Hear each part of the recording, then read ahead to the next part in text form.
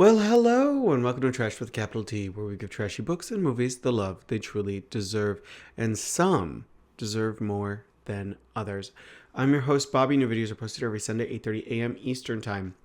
If you like what you see during the video, give me a like. Makes me feel good, and it helps the channel. And if you like what you see, subscribe. Could always use more subscribers. So, we are coming back to John Saul. Now, very early in this channel, I did a recommendation video. It was I think it was like the third video I did for John Saul, because he's one of those kind of prolific paperback horror authors that really does get called trash a lot. There's not a lot of love for him out there within like horror circles, but for the people I know who have read him, they all enjoyed him, and I personally enjoyed reading him. There was a period in my 20s where I burned through a bunch of his books. I've not read everything, but I've read a lot. But there was a couple that I haven't read that I wanted to go back to and see and dive into and see if I enjoyed them. So today we were talking about, mind my copy being all beat up, When the Wind Blows. This was, I believe, his fifth book. It came out in 1981. So we're still very early on in his career. Still in very much like suffer the children mode, which means you're getting gothic, you're getting creepy, a little campy.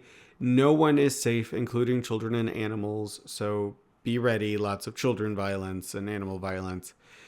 These books aren't particularly gory or anything like that, but I could see some people getting upset with what happens in here.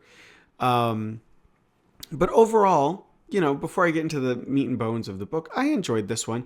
I thought it was a little uneven. This is definitely not one of my favorites, but it was enjoyable. I did have fun with it. And I definitely love the campier moments. This one leans into kind of like a Grey Gardens kind of storyline. So the general gist, it all takes place in this town called Amberton.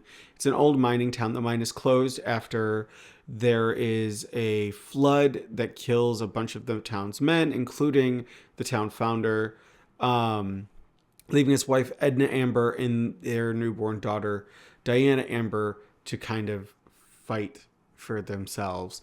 And we pick up 50 years later when Edna is trying to reopen the mine, and the man she hires to do that dies while working in the mine, leaving behind his daughter Christy, who is taken in by Diana, much to Edna's dismay. And as Christy, who is like 10 years old, is adjusting to life in the Amber household, she's realizing there is something very wrong with these women, specifically Diana, because every time the winds start blowing down the mountain, Diana kind of goes into this like fugue state and becomes almost a completely different person, a very scary person.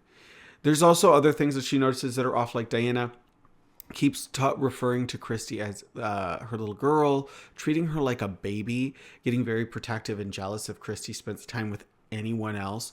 And Christy is kind of stuck in this horrible, abusive household and just trying to make sense of it all. She's a 10-year-old girl who just lost both her parents. Like, she's just thrown into basically hell. And as things progress, Diana becomes more unstable and horrible violence ensues. And there's a big showdown in the mine at the end. There's also, running through this kind of like supernatural vein that is tied to the native population of Amberton. I believe this takes place in like New Mexico. So we get a lot of that from the side character named Esperanza and her son Juan, who Esperanza works for the Ambers and lives in the caretaker's cottage up by the mine. And Juan is her son, who was born with some developmental delays. So while he is a grown man, he has kind of the personality and naivete of like probably someone Christie's age. These Esperanza and Juan are the characters that probably have not aged the best. Now, I'm not going to say they're terrible representation, but they do. Esperanza specifically, in the way her dialogue is written, she does kind of feel like she falls into some stereotypes. Juan, I don't think was handled that badly. He is written as kind of naive and kind of young, even though he's supposed to be an adult. But there's nothing in there. The characters don't really, they treat him well. Like, he's just a normal character in the story. He that representation there actually is not that bad, the Juan character, but just be wary. You're going to get some dated representation when it comes to the native and Spanish speaking population within the book. Far from the worst I've read, especially from this time period, in comparative to what I was reading, what I read, from around that time, what I've read, it's actually fairly good, which is weird to say. It's not great. Don't get me wrong. It's still problematic at times, but it's fairly good. But they bring in this whole supernatural element because of the myth of the water babies. So basically, the water babies are the spirit of unborn children whose bodies, they were stillborn and their bodies were brought to a cave in the mountain where the mine was dug. And they were brought there and their spirits wait in this cave to come out and be reborn. And they don't want people messing with their mountain. And when they do, bad things happen. And it's not clear if the supernatural part is really happening or not, but it does kind of, that's something that is built into it. So when people hear the wind, sometimes it sounds like babies crying. And it does create some very creepy, fun atmosphere. This book is, all of the kind of darkness aside, this book is a very fun, campy Gothic read. It gives Grey Garden vibes in the Edna and Diana relationship.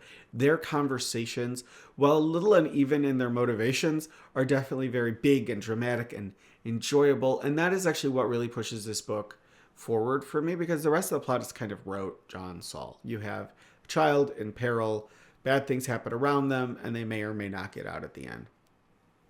I'm not going to spoil the ending. I was a little disappointed with the ending of this one. Just a little. I wish the showdown was bigger. I wish there was more pomp and circumstance to it. But for what there was, I actually thought it was pretty enjoyable.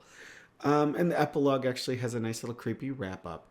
So as far as John Saul goes, this one is perfectly fun. It's an enjoyable read. I took my time when reading it because I had a lot of stuff going on and we got a new puppy and all this other stuff.